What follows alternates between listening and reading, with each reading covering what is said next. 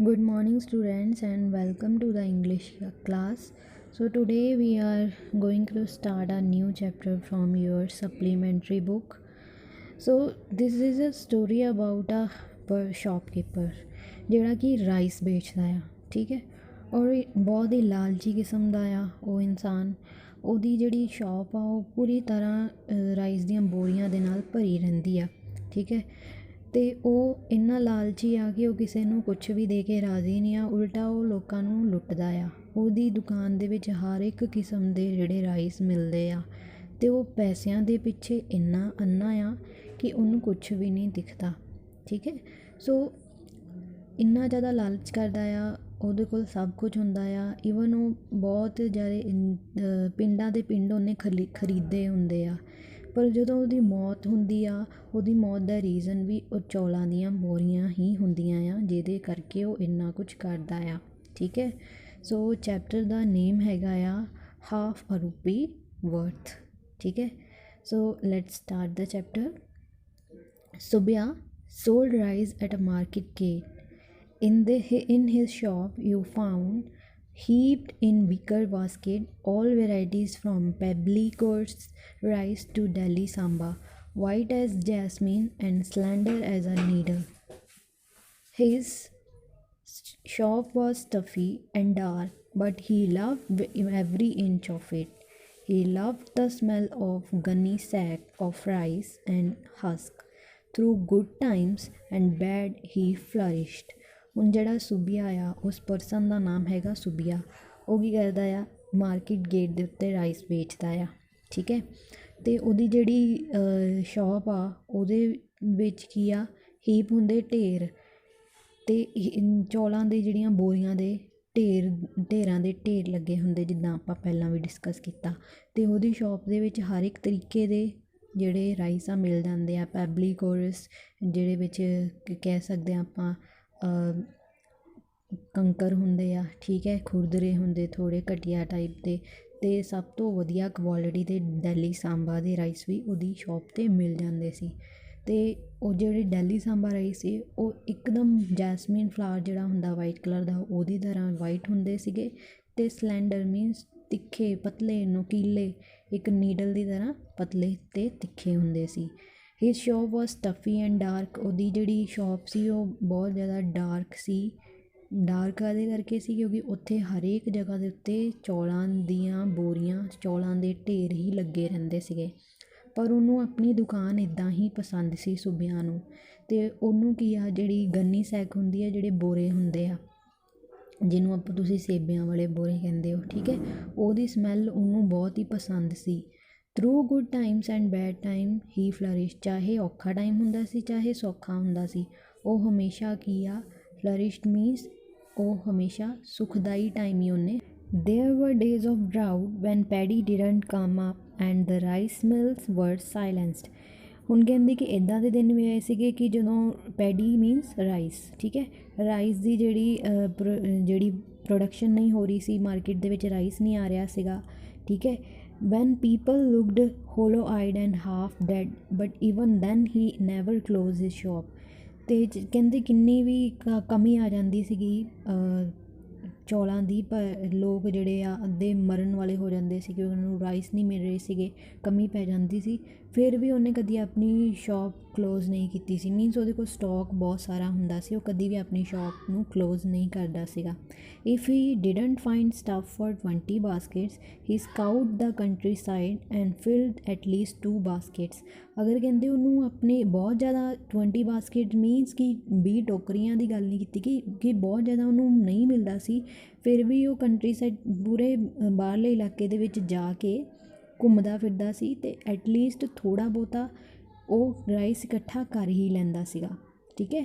And sole them, ਅਤੇ ਵੇਚ ਦਿੰਦਾ ਸੀ। There were times when he harvest was so rich he could hardly accept a quarter of the grain that was offered. When it seemed a fool's business to be selling rice, if you sold rice all day and night, you could not hope for a profit of even 50 rupees. They called it depression in the trade. ਹੁਣ ਕਹਿੰਦੇ ਜਦੋਂ ਇੱਦਾਂ ਦਾ ਵੀ time ਆਉਂਦਾ ਸੀਗਾ ਕਿ ਜਿਹੜੀ harvest ਜਿਹੜੀ ਹੁੰਦੀ ਸੀ, ਫਸਲ ਹੁੰਦੀ ਸੀ, ਬਹੁਤ ਜ਼ਿਆਦਾ ਵਧੀਆ ਹੁੰਦੀ ਸੀਗੀ, ਪਰ ਫਿਰ ਕੀ ਸੀ, ਫਿਰ ਤਾਂ ਜਿਹੜਾ ਗ੍ਰੇਨ ਸੀਗੇ ਉਹ ਜ਼ਿਆਦਾ ਔਫਰ ਕੀਤੇ ਜਾਂਦੇ ਸੀਗੇ। ਅਤੇ ਇਹ ਕੀ ਸੀਗਾ, ਇੱਕ ਉਹਨੂੰ ਫੂਲ ਇੱਕ ਮੂਰਖ ਦਾ ਬਿਜ਼ਨਸ ਲੱਗਦਾ ਸੀਗਾ ਚੌਲਾਂ ਨੂੰ ਵੇਚਣਾ। ਫਿਰ ਕਹਿੰਦੇ ਫਿਰ ਵੀ ਕੀ ਸੀਗਾ, ਅਗਰ ਤੁਸੀਂ ਇੱਦਾਂ ਦੀ ਕੰਡੀਸ਼ਨ ਦੇ ਵਿੱਚ ਰਾਈਸ ਵੇਚਦੇ ਹੋ ਤਾਂ ਫਿਰ 50 ਰੁਪੀਜ਼ ਦਾ ਤੁਹਾਨੂੰ ਪ੍ਰੋਫਿਟ ਹੋ ਰਿਹਾ ਆ, ਅਤੇ ਇਹਨੂੰ ਉਹ ਡਿਪਰੈਸ਼ਨ ਟ੍ਰੇਡ ਕਹਿੰਦੇ ਸੀ। ਠੀਕ ਹੈ, ਤਾਂ next is but Subbiah survive all ups and downs. ਪਰ ਫਿਰ ਵੀ ਸੁਬਿਆ ਨੇ ਹਰੇਕ ਔਖੇ ਅਤੇ ਚੰਗੇ ਟਾਈਮ ਦੇ ਵਿੱਚ ਸਾਹਮਣਾ ਕੀਤਾ ਆ, ਗੁਜ਼ਾਰਾ ਕੀਤਾ ਆ। ਰਾਈਸ ਵਾਜ਼ ਇਨ ਹਿਜ਼ ਬਲੱਡ, ਚੌਲ ਤਾਂ ਉਹਦੇ ਖੂਨ ਦੇ ਵਿੱਚ ਸੀ। ਕਿਉਂ ਉਹਦੇ ਖੂਨ ਦੇ ਵਿੱਚ ਕਿਉਂ ਸੀ? He had served as an unpaid apprentice when his father ruled. ਉਹਨੇ ਜਦੋਂ ਉਹਦੇ ਫਾਦਰ ਜਿੰਦਾ ਸੀਗੇ, ਉਹਨੇ ਬਿਨਾਂ ਕਿਸੇ ਪੈਸੇ ਕਮਾਏ ਵੀ ਕੰਮ ਕੀਤਾ ਸੀਗਾ ਆਪਣੀ ਹੀ ਸ਼ੌਪ ਦੇ ਉੱਤੇ, ਆਪਣੇ ਫਾਦਰ ਦੀ ਨਿਗਰਾਨੀ ਸਿਖਲਾਈ ਦੇ ਹੇਠ। ਐਪਰੈਂਟਾਈਜ਼ ਹੁੰਦੀ ਸਿਖਲਾਈ, ਉਹਦੇ ਫਾਦਰ ਦੀ ਦੇਖ ਰੇਖ ਹੇਠ ਉਹਨੇ ਕੰਮ ਕੀਤਾ ਸੀ। Those were days when Subbiah loathed the rice bags, he longed for the crowded street cinemas, football matches and wrestling tournaments which he saw through the crowded shop door। ਹੁਣ ਉਹਨੂੰ ਕੀ ਸੀਗਾ, ਉਹਨੇ ਆਪਣੀ ਸ਼ੌਪ ਦੇ ਵਿੱਚ ਰਾਈਸ ਬੈਗਸ ਵੀ ਢੋਏ ਸੀਗੇ, ਅਤੇ ਉਹਨੂੰ ਕੀ ਸੀ, ਕਰਾਊਡਡ ਪਲੇਸਿਸ ਦੇ ਵਿੱਚ ਜਾਣਾ, ਸਿਨੇਮਾ ਦੇਖਣਾ, ਫੁੱਟਬਾਲ ਮੈਚ ਦੇਖਣਾ, ਰੈਸਲਿੰਗ ਟੂਰਨਾਮੈਂਟ ਦੇਖਣਾ ਬਹੁਤ ਪਸੰਦ ਸੀ, ਅਤੇ ਉਹ ਉਹਨਾਂ ਨੂੰ ਸਿਰਫ ਆਪਣੇ ਸ਼ੌਪ ਦੇ ਦਰਵਾਜ਼ੇ ਤੋਂ ਹੀ ਦੇਖ ਸਕਦਾ ਸੀ। But his father more or less kept him chained to the shop and discourage it outside interest. ਪਰ ਉਹਦਾ ਫਾਦਰ ਉਹਨੂੰ ਹਮੇਸ਼ਾ ਕੱਸ ਕੇ ਰੱਖਦਾ ਸੀਗਾ, ਉਹਨੂੰ ਬਾਹਰਲੀਆਂ ਗੱਲਾਂ ਦੇ ਵਿੱਚ ਧਿਆਨ ਨਹੀਂ ਸੀ ਦੇਣ ਦਿੰਦਾ, ਬਾਹਰਲੇ ਉਹਨਾਂ ਦੇ ਜਿਹੜੇ ਸ਼ੌਂਕ ਸੀਗੇ ਉਹਨਾਂ ਨੂੰ ਪੂਰੇ ਨਹੀਂ ਹੋਣ ਦਿੰਦਾ ਸੀ, ਹਮੇਸ਼ਾ ਉਹਨੂੰ ਡਿਸਕਰੇਜ ਕਰਦਾ ਸੀਗਾ ਕਿ ਬਾਹਰਲੀਆਂ ਚੀਜ਼ਾਂ ਤੋਂ ਉਹ ਦੂਰ ਰਹੇ। Boy should be horsewhipped if they are not to become brigands. ਕਹਿੰਦੇ ਕਿ ਉਹਦਾ ਫਾਦਰ ਕਹਿੰਦਾ ਸੀਗਾ ਕਿ ਜਿਹੜੇ ਮੁੰਡੇ ਆ ਨਾ ਉਹਨਾਂ ਨੂੰ ਹਮੇਸ਼ਾ ਕੱਸ ਕੇ ਰੱਖਣਾ ਚਾਹੀਦਾ ਆ। ਹੋਰਸਫਿਪਡ ਹੁੰਦਾ ਹੈ ਵੈਸੇ ਤਾਂ ਘੋੜੇ ਨੂੰ ਚਾਬੁਕ ਜਦੋਂ ਮਾਰਦੇ ਆ, ਕਹਿੰਦਾ ਕਿ ਇੱਦਾਂ ਖਿੱਚ ਕੇ ਰੱਖਣੇ ਚਾਹੀਦੇ ਆ ਤਾਂ ਕਿ ਜਿਹੜੇ ਬ੍ਰਿਗੈਂਟਸ ਹੁੰਦੇ ਲੁਟੇਰੇ, ਤਾਂ ਕਿ ਤੁਹਾਡੇ ਮੁੰਡੇ ਲੁਟੇਰੇ ਨਾ ਬਣ ਜਾਣ। ਇੱਦਾਂ ਦੀ ਥਿੰਕਿੰਗ ਉਹਦੇ ਫਾਦਰ ਦੀ ਸੀ। He practised this theory of child training with such steadfastness that in due course the little man had no eyes or head for anything except rice and the market। ਹੁਣ ਹਮੇਸ਼ਾ ਉਹਨੂੰ ਇਹੀ ਉਹਦੇ father ਕਹਿੰਦੇ ਸੀ ਬੱਚਿਆਂ ਨੂੰ ਇਹੀ ਟ੍ਰੇਨਿੰਗ ਦੇਣੀ ਚਾਹੀਦੀ, ਖਿੱਚ ਕੇ ਰੱਖਣਾ ਚਾਹੀਦਾ ਤਾਂ ਕਿ ਉਹ ਲੁਟੇਰੇ ਨਾ ਬਣ ਜਾਣ, ਉਹਨਾਂ ਨੂੰ ਕੰਮ ਦੇ ਵਿੱਚ ਹੀ ਬਿਜ਼ੀ ਰੱਖੋ। ਇਸੇ ਕਰਕੇ ਜਿਹੜਾ ਸੁਬਿਆ ਸੀ ਉਹਨੇ ਮਾਰਕੀਟ ਅਤੇ ਰਾਈਸ ਤੋਂ ਇਲਾਵਾ ਬਚਪਨ ਤੋਂ ਹੀ ਹੋਰ ਕੋਈ ਚੀਜ਼ ਸਿੱਖੀ ਨਹੀਂ ਸੀ।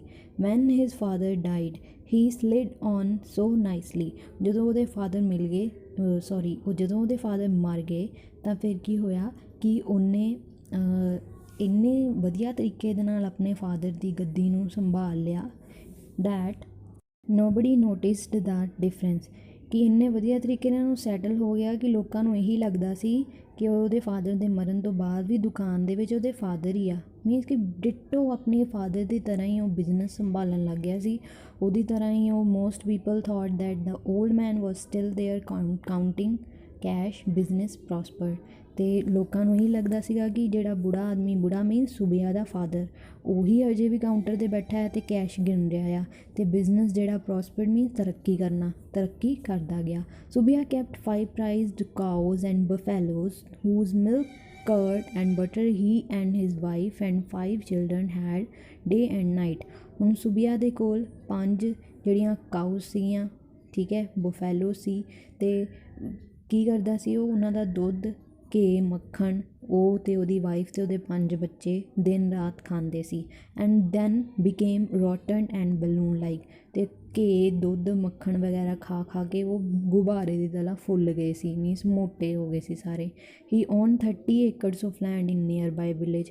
ਉਹਨੇ ਇੱਕ ਨਾਲ ਦੇ ਪਿੰਡ ਦੇ ਵਿੱਚ 30 ਏਕੜ ਜ਼ਮੀਨ ਖਰੀਦੀ। And visited it once a month to survey his possessions and make sure they were intact. ਅਤੇ ਉਹ ਹਮੇਸ਼ਾ ਉੱਥੇ ਜਾ ਕੇ ਚੱਕਰ ਲਗਾਉਂਦਾ ਰਹਿੰਦਾ ਸੀਗਾ ਅਤੇ ਦੇਖਦਾ ਸੀ ਕਿ ਸਭ ਕੁਛ ਠੀਕ ਠਾਕ ਚੱਲ ਰਿਹਾ ਆ ਉਹਦੀ ਲੈਂਡ ਦੇ ਉੱਤੇ।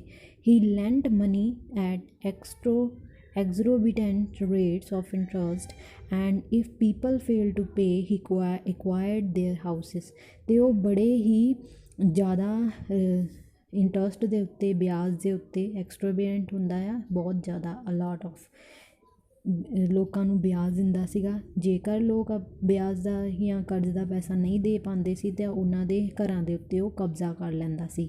ਹੀ ਬਿਕੇਮ ਸਵੋਲਨ ਵਿਦ ਮਨੀ, ਉਹ ਬਹੁਤ ਹੀ ਜ਼ਿਆਦਾ ਸਵੋਲਨ ਵੈਸੇ ਹੁੰਦਾ ਆ ਸੁੱਜ ਜਾਣਾ, ਅਤੇ ਉਹ ਮਨੀ ਦੇ ਨਾਲ ਮੀਨਸ ਉਹ ਬਹੁਤ ਜ਼ਿਆਦਾ ਫਿੱਟ ਚੁੱਕਾ ਸੀ, ਜਿਹਨੂੰ ਆਪਾਂ ਪੰਜਾਬੀ 'ਚ ਕਹਿੰਦੇ ਹਾਂ, ਠੀਕ ਹੈ।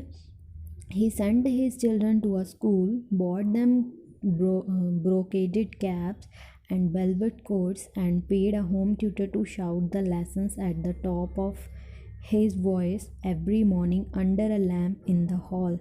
ਅਤੇ ਉਹ ਆਪਣੇ ਬੱਚਿਆਂ ਨੂੰ ਸਕੂਲ ਵੀ ਭੇਜਦਾ ਸੀ, ਉਹਨਾਂ ਨੂੰ ਬਹੁਤ ਹੀ ਵਧੀਆ ਉਹਨੇ ਕੈਪਸ ਅਤੇ ਵੈਲਵਟ ਕੋਟਸ ਵੀ ਲੈ ਕੇ ਦਿੱਤੇ ਸੀ, ਅਤੇ ਇੱਕ ਟਿਊਟਰ ਵੀ ਰੱਖਿਆ ਸੀ ਉਹਨਾਂ ਨੂੰ ਚੈਪਟਰਸ ਪੜ੍ਹਾਉਣ ਵਾਸਤੇ।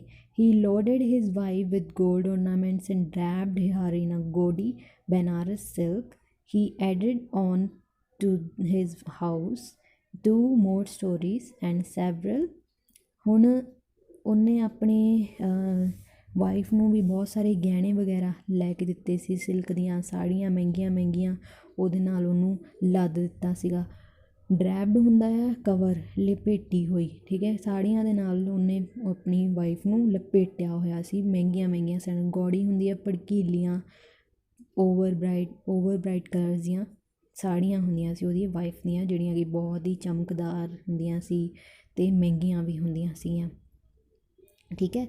ਸੋ several halls and painted all the walls with the thick blue oil paint. ਅਤੇ ਉਹਨੇ ਆਪਣੇ ਘਰ ਦੇ ਵਿੱਚ 2 ਹੋਰ ਸਟੋਰੀਜ਼ ਬਣਾ ਲਈਆਂ ਸੀਗੀਆਂ, ਬਹੁਤ ਸਾਰੇ ਹਾਲ ਸੀ ਉਹਦੇ ਵਿੱਚ, ਅਤੇ ਪੂਰੇ ਘਰ ਨੂੰ ਉਹਨੇ ਬਲੂ ਥਿਕ ਓਇਲ ਪੇਂਟ ਦੇ ਨਾਲ ਪੇਂਟ ਕਰਵਾਇਆ ਸੀ। And covered them with hundreds of pictures of gods in gilt frames. ਅਤੇ ਉਹਨੇ ਬਹੁਤ ਸਾਰੇ ਦੇਵੀ ਦੇਵਤਾਵਾਂ ਦੀਆਂ ਫੋਟੋਆਂ ਵੀ ਲਾਈਆਂ ਹੋਈਆਂ ਸੀ ਉਹਨਾਂ ਦੀਵਾਰਾਂ ਦੇ ਉੱਤੇ, ਜਿਨ੍ਹਾਂ ਦੇ ਫਰੇਮ ਦੇ ਉੱਤੇ ਸੋਨੇ ਦਾ ਪਾਣੀ ਲੱਗਿਆ ਹੋਇਆ ਸੀ। ਗਿਲਟ ਹੁੰਦਾ ਸੋਨੇ ਦਾ ਪਾਣੀ ਚੜ੍ਹਿਆ ਹੋਣਾ, ਫਰੇਮਸ ਦੇ ਉੱਤੇ ਸੋਨੇ ਦਾ ਪਾਣੀ ਚੜ੍ਹਿਆ ਸੀ, ਠੀਕ ਹੈ। All day he sat by his iron safe and kept shoving money into it। ਸਾਰਾ ਦਿਨ ਕੀ ਕਰਦਾ ਸੀ ਉਹ ਆਪਣੀ ਆਇਰਨ ਸੇਫ ਤਿਜੋਰੀ ਦੇ ਅੱਗੇ ਬੈਠਾ ਰਹਿੰਦਾ ਸੀ ਅਤੇ ਉਹਦੇ ਵਿੱਚ ਪੈਸੇ ਭਰਦਾ ਰਹਿੰਦਾ ਸੀਗਾ। Watching closely at the same time his assistants measuring out rows in gunny sacks, he led a satisfying life। ਅਤੇ ਨਾਲ ਦੇ ਨਾਲ ਪੈਸੇ ਗਿਣਦੇ ਹੋਏ ਉਹ ਵੀ ਧਿਆਨ ਰੱਖਦਾ ਸੀ ਕਿ ਉਹਦੇ ਜਿਹੜੇ ਕੰਮ ਕਰਨ ਵਾਲੇ ਵਰਕਰ ਆ ਉਹ ਚੰਗੀ ਤਰ੍ਹਾਂ ਜਿਹੜੀਆਂ ਬੋਰੀਆਂ ਆ ਉਹ ਰੱਖ ਲਏ ਆ, ਅਤੇ ਉਹ ਆਪਣੀ ਲਾਈਫ ਦੇ ਨਾਲ ਬਹੁਤ ਹੀ ਖੁਸ਼ ਸੀ। There seemed no reason why it should not go on through eternity। The same set of activities and interests going on, or the other of his sons to acquire his shape and appearance and continue this family business। ਹੁਣ ਕਹਿੰਦੇ ਕਿ ਉਹਦੇ ਕੋਲ ਇੰਨਾ ਕੁਛ ਸੀਗਾ ਅਤੇ ਉਹ ਖੁਸ਼ ਕਿਉਂ ਨਾ ਹੋਵੇ, ਇੰਨਾ ਸਾਰਾ ਉਹ ਕਮਾ ਰਿਹਾ ਸੀਗਾ, ਚਾਹੇ ਉਹ ਗਲਤ ਤਰੀਕੇ ਨਾਲ ਹੀ ਕਮਾ ਰਿਹਾ ਸੀ, ਅਤੇ ਉਹ ਚਾਹੁੰਦਾ ਸੀ ਕਿ ਉਹਦੇ ਵਿੱਚੋਂ ਉਹਦਾ ਇੱਕ ਮੁੰਡਾ ਵੀ ਉਹਦਾ ਫੈਮਿਲੀ ਬਿਜ਼ਨਸ ਜਿਹੜਾ ਚਲਾਵੇ, ਅਤੇ ਉਹਦੀ ਜਿਹੜੀ ਉਹਦੇ ਵਰਗਾ ਹੀ ਉਹ ਕੰਮ ਕਰੇ ਜਿੱਦਾਂ ਉਹ ਆਪਣੇ ਫਾਦਰ ਵਾਂਗ ਕੰਮ ਕਰ ਰਿਹਾ ਆ। ਸੋ ਇਹੀ ਵਿਸ਼ ਕਰਦਾ ਸੀ ਉਹਦੀ ਫੈਮਿਲੀ ਬਿਜ਼ਨਸ ਜਿਹੜਾ ਅੱਗੇ ਤੋਂ ਅੱਗੇ ਤਰੱਕੀ ਕਰਦਾ ਰਹੇ। It might have continued thus but for the war। It seemed at first to be the end of civilization, but after the first shock it proved not so unwelcome after all। ਕਹਿੰਦੇ ਕਿ ਸ਼ਾਇਦ ਇਹ ਸਿਲਸਿਲਾ ਚੱਲਦਾ ਰਹਿੰਦਾ, ਪਰ ਕਹਿੰਦੇ ਕਿ ਫਿਰ ਕੀ ਹੋਇਆ, it seemed at first to be at the end of civilization but after the first shock it proved not so unwelcome after at all। ਅਤੇ ਫਸਟ ਕਹਿੰਦੇ ਸਿਵਲਾਈਜੇਸ਼ਨ ਤੋਂ ਬਾਅਦ ਹੁਣ ਕਿੱਦਾਂ ਦੀ ਕੰਡੀਸ਼ਨਸ ਜਿਹੜੀਆਂ ਹੋਈਆਂ ਜਿਹਨੂੰ ਕਿ ਉਹਨੇ ਅਨਵੈਲਕਮ ਕੀਤਾ, ਜਿਹਨੂੰ ਉਹ ਨਹੀਂ ਚਾਹੁੰਦਾ ਸੀ। His profits piled up as never before. ਉਹਦੀ ਜਿਹੜੀ ਪ੍ਰੋਫਿਟ ਸੀਗੇ ਉਹ ਵੱਧਦੇ ਗਏ ਪਹਿਲਾਂ ਤਾਂ। Season and Burma ceased to send rice. ਹੁਣ ਸੀਜ਼ਨ ਐਂਡ ਬਰਮਾ, ਸੀਜ਼ਨ ਜਿਹੜੀ ਹੈ ਇੱਕ ਸਿਟੀ ਆ ਵੀਅਤਨਾਮ ਕੰਟਰੀ ਦੇ ਵਿੱਚ, ਉੱਥੋਂ ਮਾਲ ਆਉਂਦਾ ਸੀ ਇਹਨੂੰ, ਪਰ ਉਹ ਮਾਲ ਆਉਣਾ ਬੰਦ ਹੋ ਗਿਆ, ਠੀਕ ਹੈ। ਅਤੇ ਕੀ ਹੋਇਆ ਉਹਦੇ ਨਾਲ, ਹੁਣ ਮਾਲ ਆਉਣਾ ਬੰਦ ਹੋ ਗਿਆ, ਇਹਨੂੰ ਘਾਟਾ ਪਏਗਾ, ਠੀਕ ਹੈ। And that meant the stock he held was worth its weight in gold.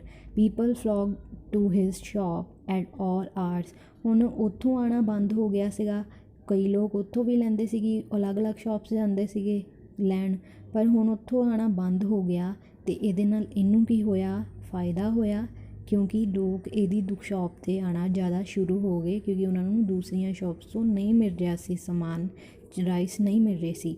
People flock to his shop at all hours, ਹਰ ਦੇ ਸਾਰਾ ਦਿਨ ਪੀਪਲ ਉਹਦੇ ਦੁਕਾਨ ਦੇ ਉੱਤੇ ਹੀ ਆਉਂਦੇ ਰਹਿੰਦੇ ਸੀ ਲੋਕ।